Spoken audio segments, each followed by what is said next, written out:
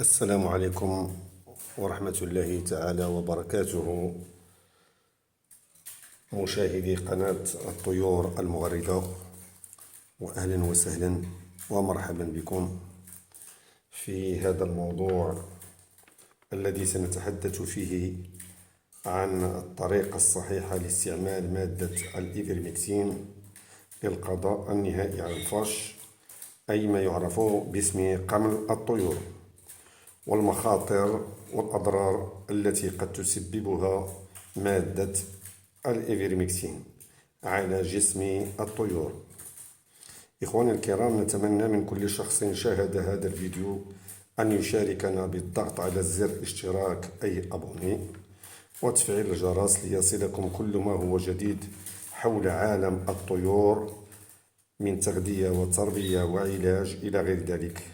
كما نرجو منكم تتبع هذا الفيديو الذي يتضمن في نهايته نصائح هامة جدا حول استعمال مادة الإيفرمكتين.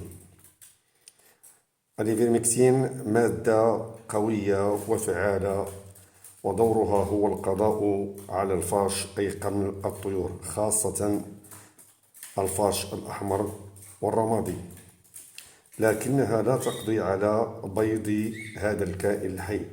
لهذا وجب بعد استعمال هذه المادة الانتظار 15 يوما حتى يفقس بيض هذا القمل، ثم إعادة الاستعمال للقضاء النهائي على الفاش. ويستحسن استعمال هذه المادة كل 6 أشهر، يعني مرتين في السنة، للقضاء دائما كما أقول النهائي على الفاش.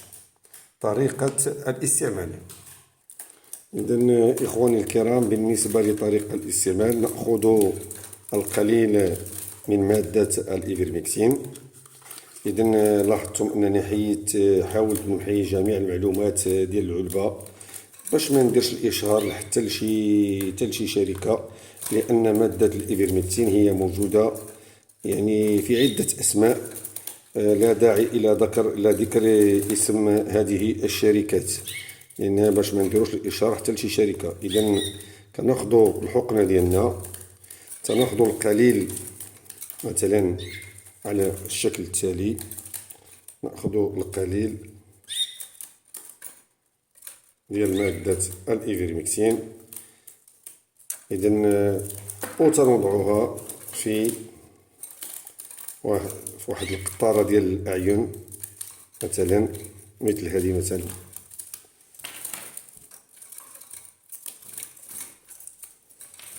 إذن تناخدو القطارة وتنوضعو فيها على الشكل التالي.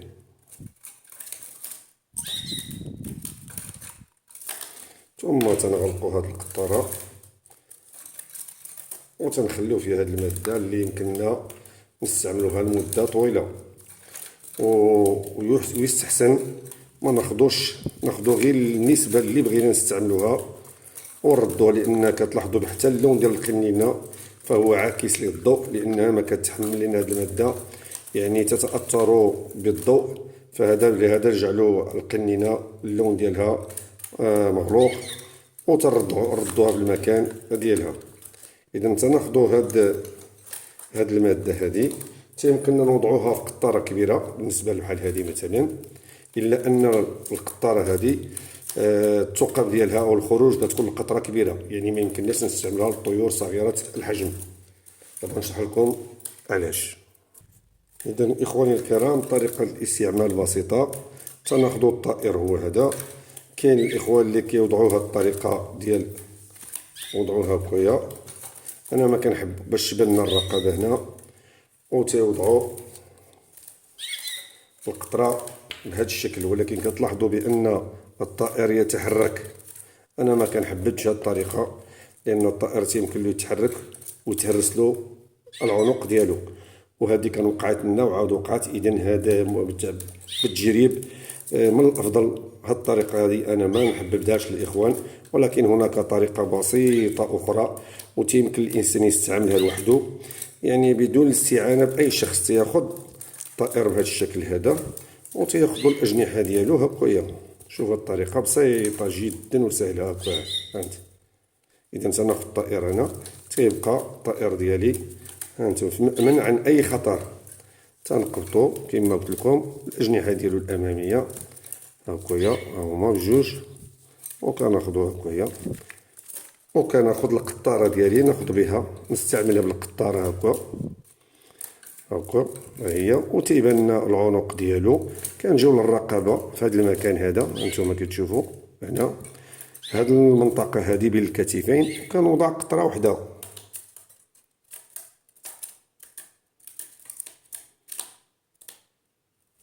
اذا هاد القطره هذه تنحاول نحركها بالاصبع ديالي، كنبقى نحركها. علاش نحركها؟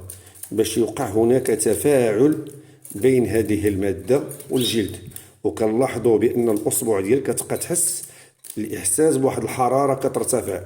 اذا حيت نبقى نحسوا بديك الحراره، شنو هي؟ ان ديك الماده كتتفاعل مع الجلد باش كيمتصها الجلد. حيت تيمتص هذه الماده الجلد كتمشي في الدوره الدمويه نتاع الطائر، وحيت مثلا كيكون القمل كيجي يمتص الدم ديال الطائر، تيكون كيمتص هذه الماده وكيموت. اذا طريقه بسيطه هانتوما كتشوفوا، وتنرجع الطائر ديالي ها هو، ما غادي يوقع له حتى شي حاجه. اذا هانتوما ها هو، غادي نوضع الطائر ديالي هكا، ها هو. اذا هاد الطائر ديالي غنعاود التجربه مره اخرى.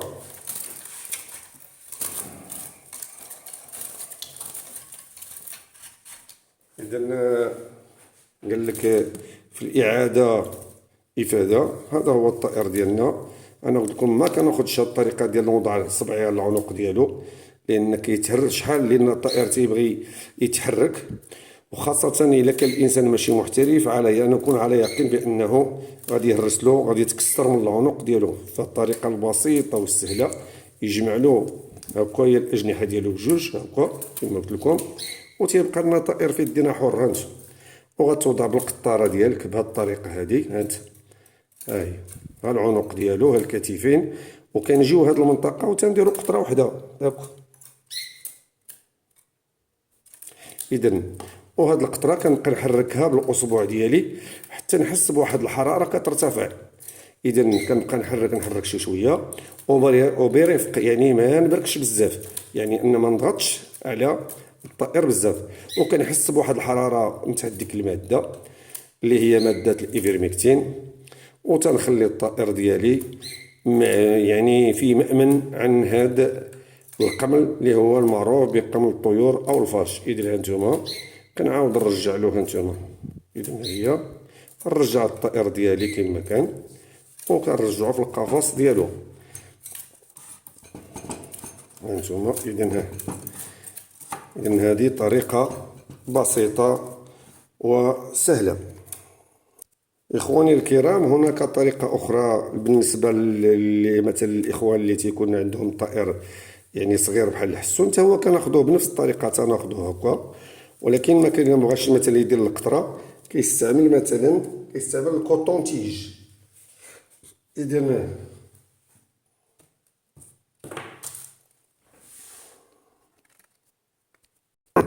الإخوان كما قلت لكم نفس الطريقة تناخذوا الطائر بهذه الطريقه هكا، بلا ما سميت بوحده الانسان، بلا ما تقلبت على شي واحد اللي يعاونك، يعني بلا ما نبحثوا على شي شخص اللي غادي يعيننا في هذه العمليه. كناخذ الطائر هكا مثلا كما بغا يكون نوعه، الحسون او الكناري. الا مثلا لقيتي صعوبه تيمكن لك تاخذ شويه ديال الماء، قليل من الماء مثلا، كدير الاصبع ديالك وتحاول تحيد الريش بهذه الطريقه هذه. في حاله ما اذا تعذر عليك الطريقه اللي كنستعمل انا، كدير شويه د الماء هكا شويه حتى يبان هكايا، وتاخذ مثلا الا كان مثلا طائر الحسون لان ما كيتحملش هاد القطره، وعن طريق التجربه فهاد الماده اللي كانت قويه راه كتقتل طائر الحسون، وراه قتلت لنا ماشي واحد ماشي جوج. اذا تناخذ قطره هكا على هاد الشكل هكا، هانتوما كتشوفوا كنبلل هاد الكوطون تيج. اذا هكا وتناخذ الكوطون تيج وتنجي للرقبه هنايا، وكنجي لهاد المنطقه وندير هكا. علاش كنجيو هاد المنطقه للرقبه؟ اولا باش الطائر ما تيقدرش يرد المنقار ديالو يبقى يقيسها باش ما يجرحش الجلد ديالو، لان كتحرقو، لأن كيحس بالحرارة ديال الألم ديال هذه المادة. تنحاولوا ما أمكن نجيو لهذه المنطقة، وهذه المنطقة أيضا غنية بالعروق الدموية. إذن شنو كيوقع هنا؟ كيوقع امتصاص لهذه المادة اللي كتمر في الدم عند الطائر، ومن بعد حتى يجي هذا الرقم يمتص مثلا